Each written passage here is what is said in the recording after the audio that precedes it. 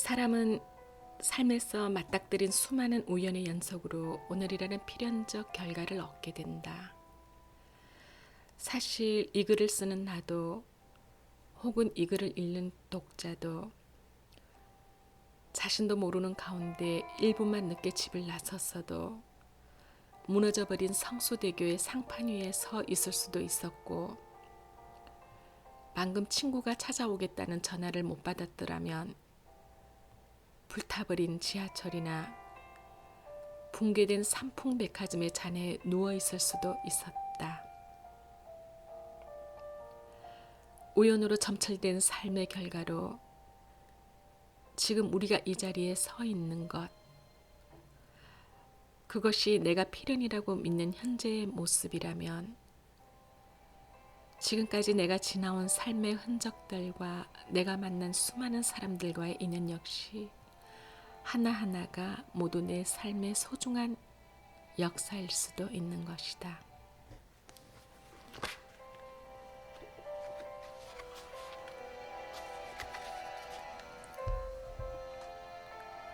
안녕하세요. 이은지입니다. 방금 제가 읽어드린 글은 아주 오래전 시골 의사의 아름다운 동행이라는 박경철 작가님이 쓰신 책이 베스트셀러가 된 적이 있었죠. 이 글은 그 책 두 번째 이야기에 나오는 프롤로그에 적혀 있었던 글입니다. 오늘 제가 여러분께 읽어드리려고 하는 글은 아름다운 동행 중에 나오는 글 중에 아주 안타까운 사랑 이야기가 있어서 그 얘기를 여러분께 읽어드리려고 하는데요.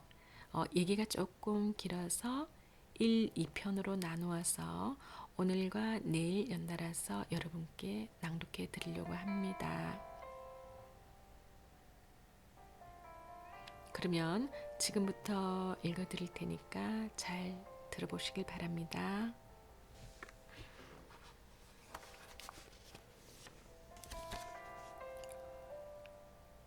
제목: 사랑아 사랑아 들여밟힌 내 사랑아.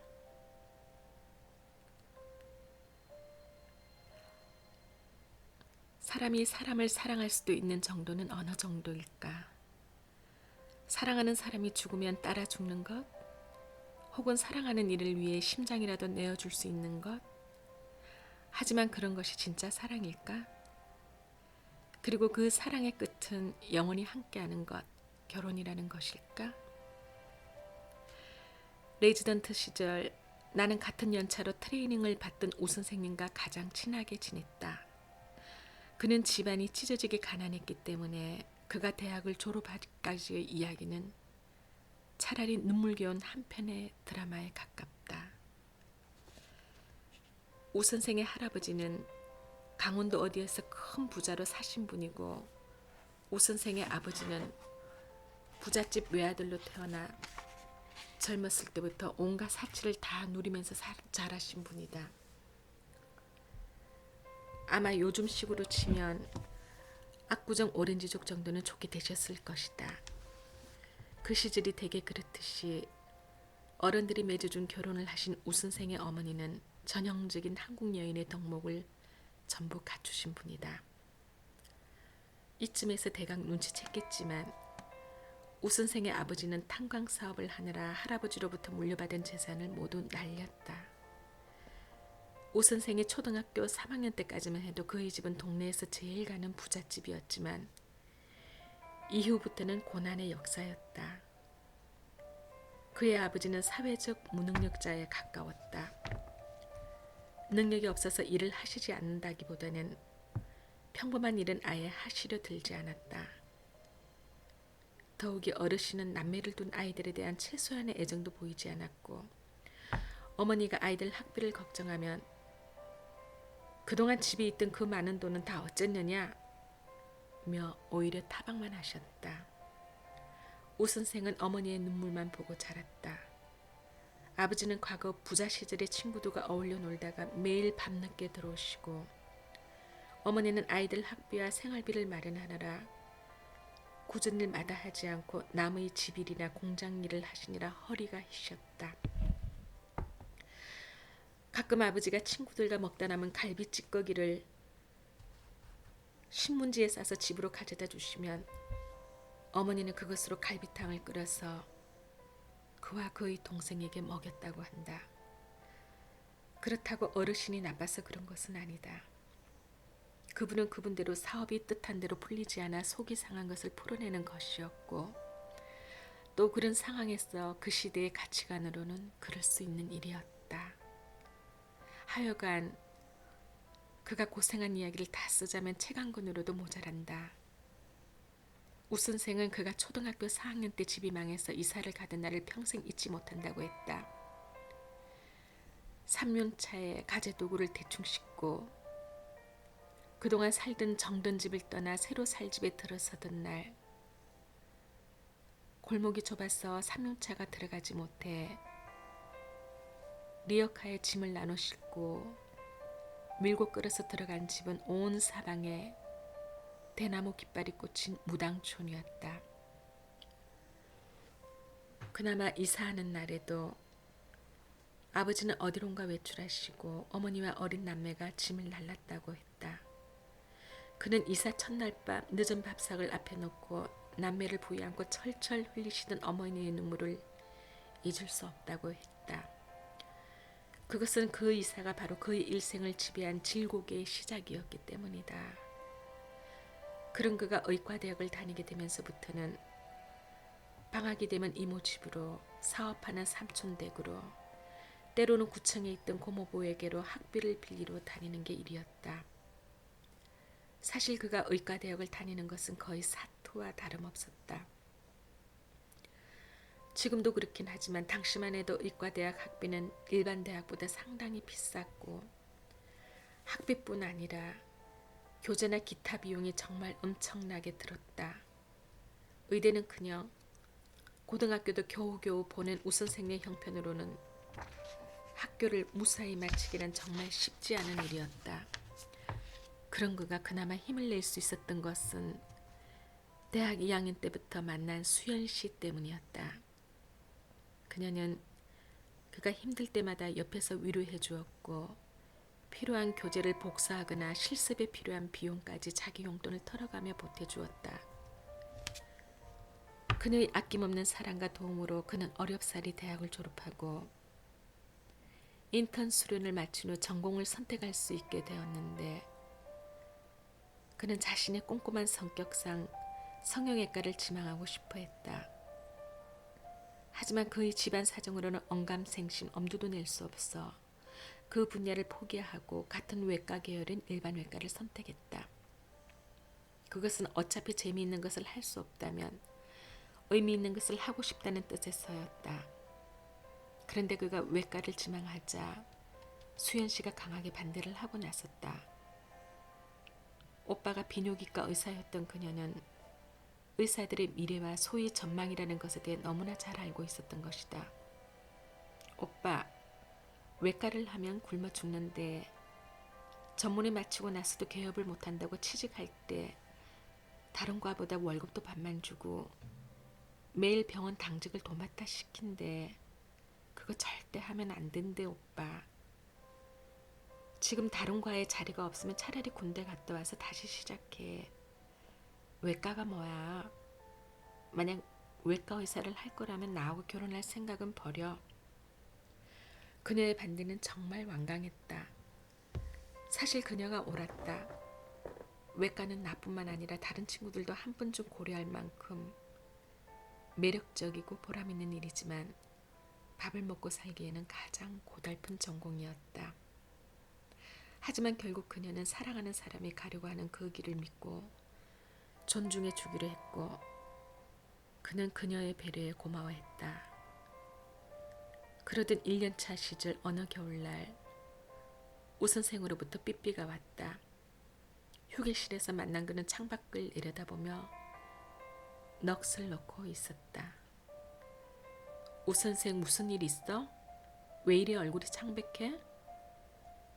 박 선생 나 어떡하지? 수연이가 헤어지자고 하네. 그토록 일어나지 않기를 바랐던 일이 현실로 나타난 것이다. 나는 두 사람의 견고한 사랑은 세속적인 장벽을 모두 뛰어넘을 수 있으리라고 생각했다. 그리고 믿었다. 정작 내가 우려했던 것은 그녀가 아니었다.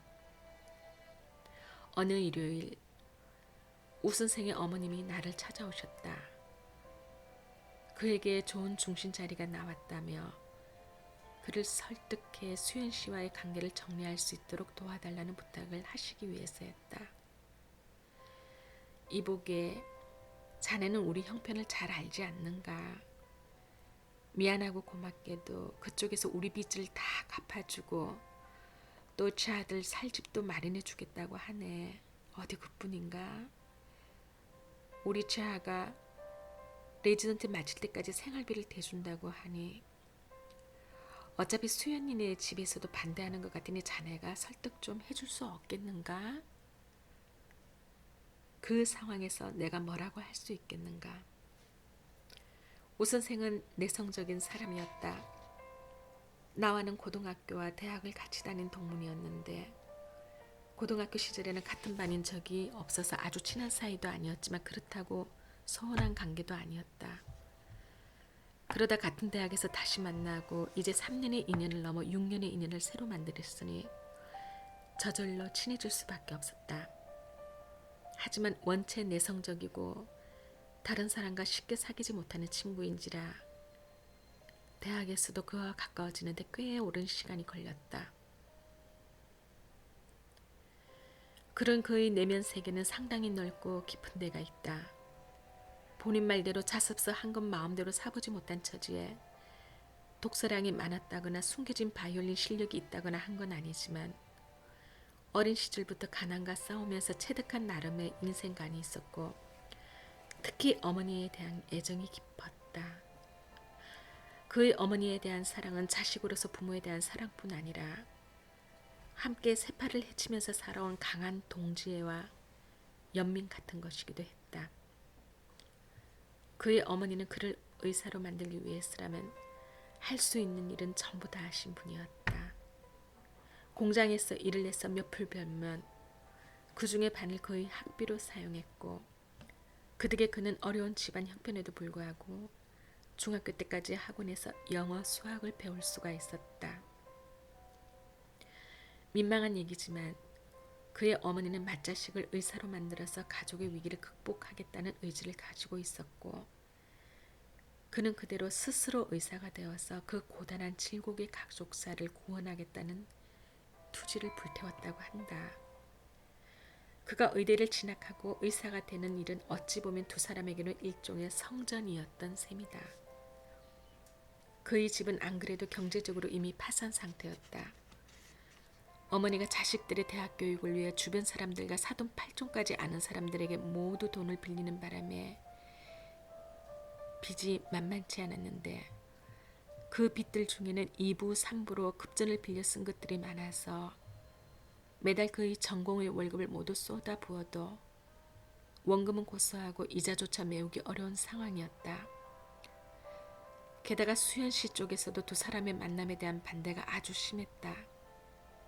그녀의 집안은 나름대로 지명도가 있고 당사자도 재색을 겸비한 재원인데다가 오빠가 의사였기 때문에 우선생의 집안 형편이며 전공을 볼 때 그의 미래가 얼마나 우울한지를 잘 알고 있었다. 내게 말씀을 전하고 가신 날 이후 마음이 답답하고 초조해진 어머니는 나를 잡고 이야기하신 것처럼 수연 씨도 직접 만나 자신의 뜻을 전하셨다고 한다. 나는 너희들의 교제를 반대하고 싶은 생각은 없구나. 내가 내 아들에게 뭐 하나 제대로 해준 것도 없고 부모로서 뭐 하나 큰소리칠 일을 한 것도 없으니까. 하지만 내가 사정은 알아야 할 것 같아서 얘기는 해주마. 우리 집의 빚이 대강 몇 억이 된다. 야, 아버지가 20년을 놀았으니 어쩌겠니. 그래도 남매 대학 보내고 이때까지 먹고 살았으니 그만한 빚 있다고 나를 손가락질 하지는 말거라. 자식 읽는 피를 토하는 심정으로 미안하지만 빚을 야가 다 갚아야 한다. 빚쟁이들에게 아들의 의사만 되면 다 갚는다고 얘기를 해뒀으니 도리가 없구나. 너희들이 벌어서 빚을 갚든지 아니면 온 식구가 나자빠지는 수밖에 없어. 그래도 좋다면 내 반대는 안 하마. 내 자식이 좋다는데 말리고 싶은 부모가 어딨겠어? 나도 내가 욕심난다. 예쁘고 착하고 똑똑하고 내 며느리가 되면 얼마나 좋겠느냐고 하루에도 골백 번도 더 한숨을 쉰단다. 그녀는 어머니의 이야기를 듣고 일주일을 혼자 울었고 결국 그에게 결별을 선언했다고 한다. 어제까지 아무런 일도 없었다는 듯 그와 저녁을 먹고 그를 병원 앞까지 데려다 주면서 그에게 오빠 잘 살아, 사랑해 라는 말을 남겼던 그녀가 그녀와 고등학교 동기생인 여선생에게 헤어지려는 뜻을 담은 편지를 그에게 전했다고 한다. 그는 편지를 손에 들고 창밖을 내려다보면서 부들부들 떨고 있었다. 그의 눈에는 굵은 눈물이 강물처럼 흘렀고 얼굴은 절망과 비통함으로 일그러져 있었다. 그랬을 것이다. 한 남자와 한 여자가 지독한 사랑을 하더라도 어떤 사정으로 벽에 몰리면 두 사람 중에 한 사람이 포기를 할 수도 있다.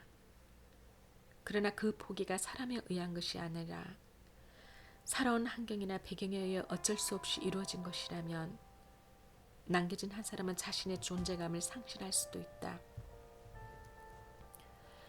결국 그날 그가 사표를 내기 위해 나와 함께 지프를 찾아갔다. 나도 그것을 말리지 않았다. 아래 연차에 심상치 않은 기색에 놀란 지프가 우리들을 병원 앞 삼겹살 집으로 데려갔다. 그 자리에서 우선생이 택한 전공이 지금 그를 절망으로 몰아넣었다는 이야기를 들은 지프가 술을 한 잔 마신 후 가만히 천장을 쳐다보니 주르륵 눈물을 흘렸다. 아마 그의 절망감이 지프에게 전이된 탓이었을 것이다. 지프가 우선생에게 일주일간을 휴가를 줬다. 일주일을 생각해보고 그래도 마음이 바뀌지 않는다면 그때 사표를 수리하겠다고 했다. 그는 그 길로 혼자서 여행을 떠났다. 여행을 떠났던 그가 3일 만에 병원으로 복귀했다. 일상생활로 돌아온 그는 말을 잃어버린 사람 같았다. 마치 악마에게 마음을 팔아버린 사람처럼 아무런 감정도 드러내지 않은 채 그냥 자기에게 주어진 일에만 몰두했다.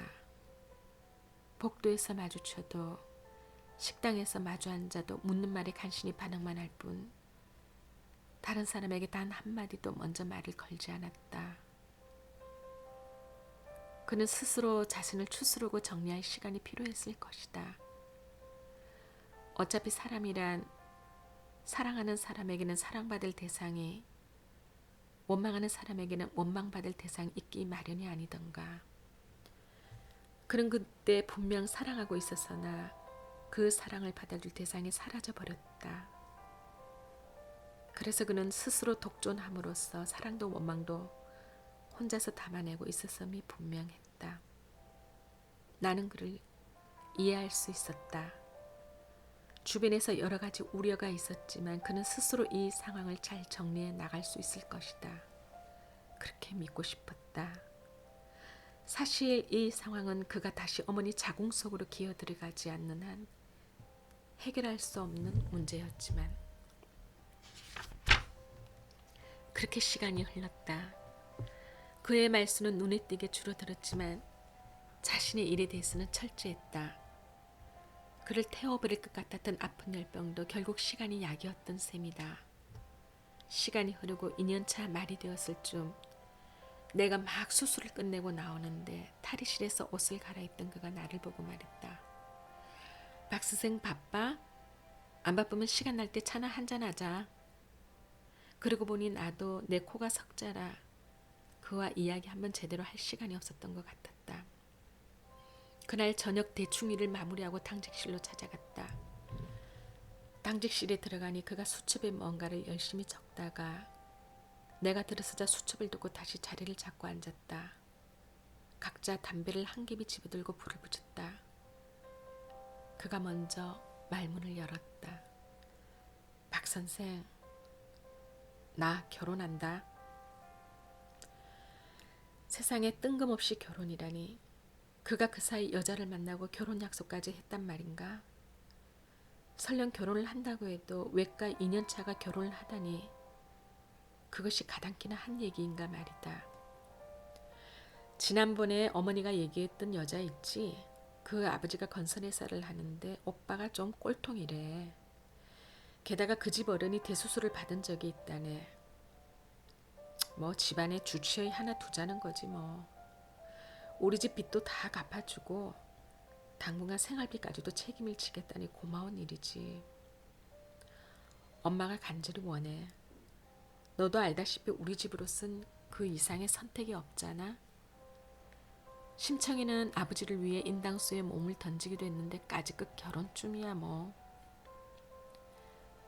내가 뭐라 말하기도 전에 그가 얘기를 다시 이어갔다. 오프 때 서너 번 만났어. 처음 본 얼굴도 아니고 뭐 만난 횟수도 적어도 얼굴 본 지는 거의 1년 세월인데 뭐. 사람도 착하고 이뻐.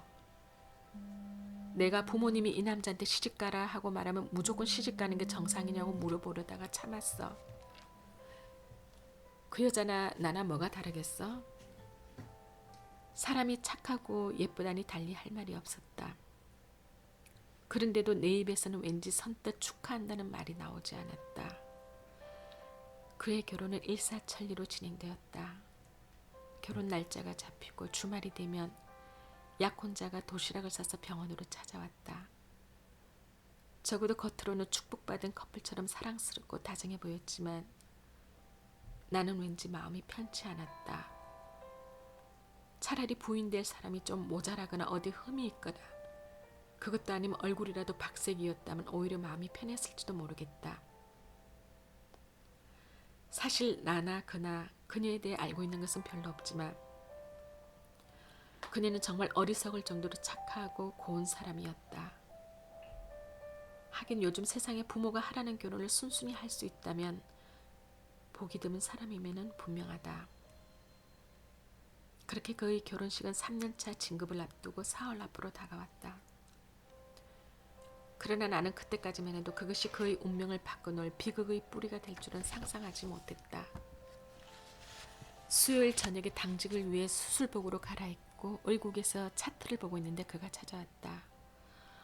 우선생 오프야? 요새 그쪽 파트 좋아졌네. 아무리 아래 끝들이 들어와도 그렇지 주중에 오프를 받아?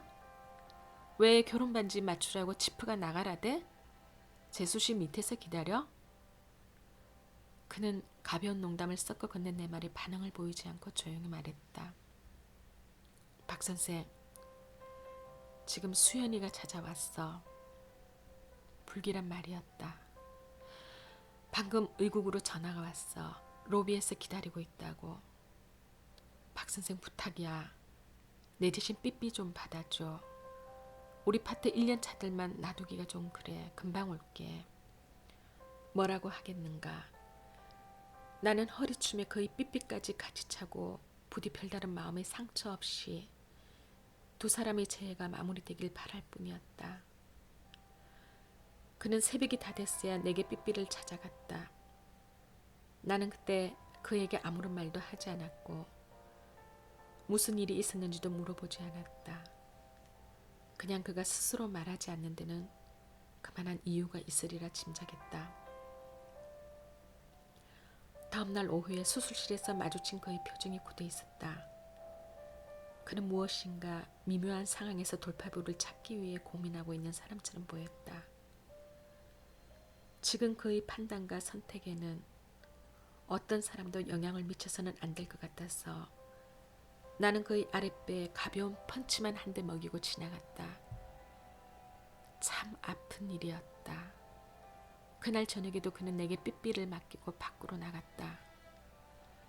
내게 삐삐를 맡기고 돌아서는 그의 뒷모습에서 그때 두 사람의 혹은 우리들의 아름다웠던 젊은 시절이 저물어 가고 있음을 보았다.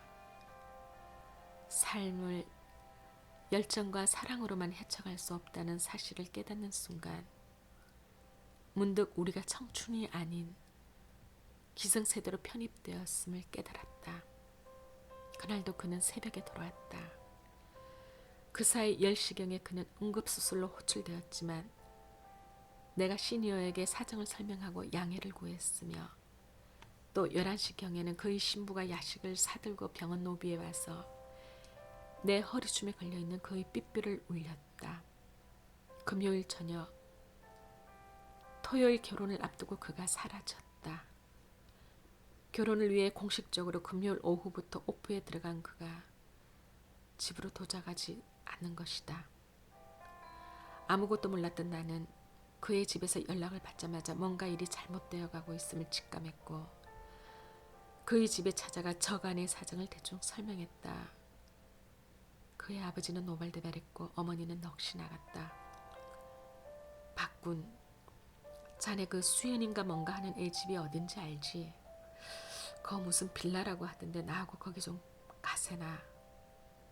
내 이놈의 집구석을 그냥 누구 집안 말아먹으려고 당장이라도 내 손을 잡아 끌고 대문 밖을 나설 것 같은 아버님의 노여움을 가라앉히고 반드시 연락을 취할 사람이니 아들을 믿고 기다리시라고 설득한 후 병원으로 돌아왔다.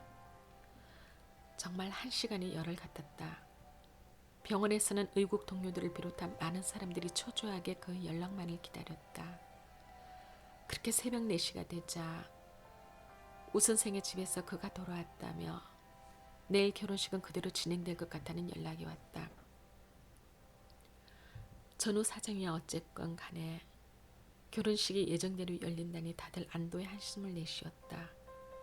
그러나 그날이 그를 가혹한 운명으로부터 끄집어낼 수 있는 마지막 기회였다는 사실을 우리는 나중에야 알게 되었다. 인간은 그런 것이다. 고장난 버스는 처음에는 한두 사람의 힘으로도 막을 수 있지만 버스가 내리막길을 달리면서 가속도가 붙으면 사람을 치고 다른 차를 들이받고 결국 인도를 덮치고서야 질주를 멈추게 되는 것과 같다. 다음 날 오후에 결혼식이 열렸다. 신부는 착한 사람이었다. 그녀는 지금 자기가 팔짱을 끼고 있는 남자의 가슴에 어떤 불덩어리가 들어있는지 몰랐다. 그녀는 부모님이 정해준 남자와 선을 보고 그리 나쁘지 않은 사람이다 싶어 부모님이 정해준 날짜에 결혼식을 올리고 있었을 것일 뿐 자신이 이 소용돌이의 중심에 서 있다는 사실을 전혀 모르는 행복한 신부였다. 신부의 친구들이 신혼부부를 둘러싸고 사진을 찍고 부케가 던져지고 박수가 일고 물방울과 드라이아이스가 허공에 날리면서 결혼식은 끝이 났다. 그는 3박 4일간의 신혼여행에서 무사히 돌아왔고 나는 그가 돌아온 주말 오후에 함께 저녁을 먹기로 했다. 야, 우 선생 신혼여행 좋았어? 부럽다. 나는 개인이 오버를 하면서 그의 기분을 살폈다. 그는 밥을 먹는 동안 내가 던진 질문이나 농담에 내내 건성으로 대답했다. 저녁 식사를 마치고 그의 제안대로 맥주를 사들고 의과대학 뒤편 농구장 스탠드에 앉았다. 어느새 밖은 캄캄한데도 도서관에서 공부하던 학부생들이 러닝셔츠 바람으로 땀을 뻘뻘 흘리며 길거리 농구를 하고 있었다. 불과 몇 년 전만 해도 우리도 저랬었는데 하는 생각이 문득 들었다. 그가 입을 열었다. 결혼 전에 말이야. 수연이가 병원에 찾아와서 뭐라고 했는지 알아? 자기가 잘못했다고. 오빠 없이는 못 살겠다고. 아무리 힘들어도 이겨나가겠다고. 너무 보고 싶었다고 그렇게 말하더군. 물론 내가 결혼을 앞두고 있다는 사실을 모르고 말이야. 차마 입이 떨어지지 않아서 첫날은 결혼한다는 말을 못했어. 그날도 사실이 자리에 있었어. 인턴 때도 수연이가 자주 오면 여기 자주 왔었잖아. 밤새 얘기를 많이 했지. 침착해지려고 애를 썼어. 당장이라도 결혼을 취소하고 수연을 되찾고 싶었거든. 그런데 그럴 수가 없잖아. 내 생각만 하고 나 하나 몰라라 하면 좋겠지만 그러면 식구들은 아니 엄마는 어떻게 해. 그럴 수 있겠다 싶었다. 심중이 깊은 그가 이제야 이야기를 꺼내는 걸로 봐서 스스로 많이 힘들었던 것이 분명했다. 박 선생, 사실 내 아버지는 경제적으로 무능력한 걸 떠나서 좀 지나친 분이야. 내가 초등학교 때부터 어머니는 일주일에 한두 번은 아버지한테 매를 맞았어. 남들은 뭐 부부싸움을 하다 보면 그럴 수도 있지 않느냐고 쉽게 말하지. 하지만 어릴 때부터 어머니가 굴속에 몰려 강아지처럼 웅크리고 아버지에게 매를 맞는 모습을 보고 자라다 보면 어떤 마음이 드는 줄 아나? 사람이란 매에 길들여지는 거야. 아버지는 우리들의 생살 여탈권을 쥔 사람이고 그렇기 때문에 아버지가 한번 웃어주거나 한 열흘쯤 소리를 지르지 않으면 너무 감사한 거야. 때론 존경스럽기도 해. 그런 거 알아? 예과 1학년 때 동네 형한테 기타를 얻었어. 어느 날 기타를 치고 있는데 아버지가 들어오더니 기타를 빼앗아서 방바닥에 몇 번 도끼질을 하더라고. 기타가 산산조각이 났지. 내게 노래나 부르고 놀다가 만약 한해 유급이라도 하면 그날로 죽을 줄 알아라고 하더군. 애지중지하는 기타가 박살이 났는데 그게 오히려 감사한 거야. 왠 줄 알아? 그 기타로 내 머리통을 때린 게 아니었거든. 그때 어떤 기분을 느꼈는 줄 알아? 아버지와 아들 사이에 뜨끈한 부정 같은 거. 왜 알지? 보통 아버지 성격에는 맞아 죽어야 하는데 그래도 사랑하는 아들이라서 봐준 느낌. 뭐 그런 기분이 드는 거야. 그런데 내가 만약 결혼을 포기하면 어떻게 될 것 같아?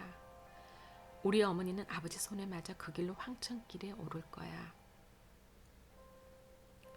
그에게 아버지의 폭력에 대한 이야기는 처음 들었다.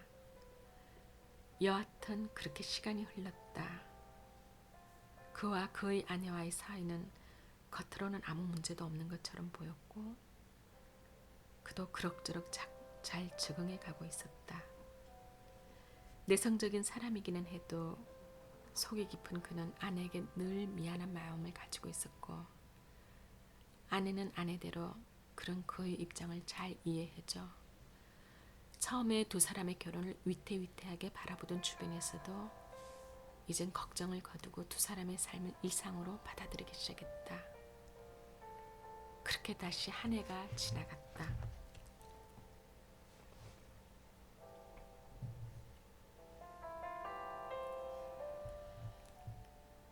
여러분, 지금까지 제가 이 편을 들려드렸는데요. 내일 이 시간에는 제가 오늘 이야기에 연이은 두 번째 이야기를 연달아서 들려드리고 하겠습니다. 다음 이야기가 궁금하시겠지만 하루만 참아주시고요. 내일 제가 다시 바로 이 얘기를 올려드리겠습니다. 예전에도 제가 이 글을 읽으면서 참 많이 울면서 읽었던 기억이 나는데요. 오늘 새삼스럽게 이 책을 꺼내들고 이 내용을 다시 읽으려니 가슴이 너무 아파서 저려오네요. 이 얘기가 실제로 있었던 실화라서 더 가슴이 메입니다. 자, 그럼 내일 또 다시 여러분을 찾아뵙고요. 저는 이만 물러갑니다. 편안한 밤 되세요.